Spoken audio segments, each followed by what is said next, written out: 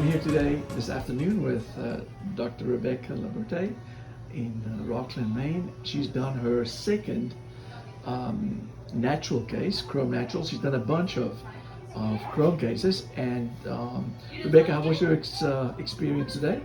It was good. It was You placed 7 implants, I believe? 8 implants. Yep, 8 implants, couple sinus bumps in the posterior that we did not engage, and 6 anteriors. So we loaded.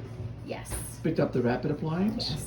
And patient looks amazing. He looks fantastic. Yeah, it's really nice how it all came together. He actually looks a lot like he did before, so he didn't want to make a lot of aesthetic changes, and now with the case the way it is, and having his temporary prosthetics seated, he looks just like himself, only now he doesn't have to worry about his teeth.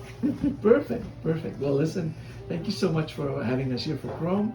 We look forward to your next 3 cases. Thank you so much for coming. And, keep doing CHROME. Thank We you. appreciate your business. Thank you so much.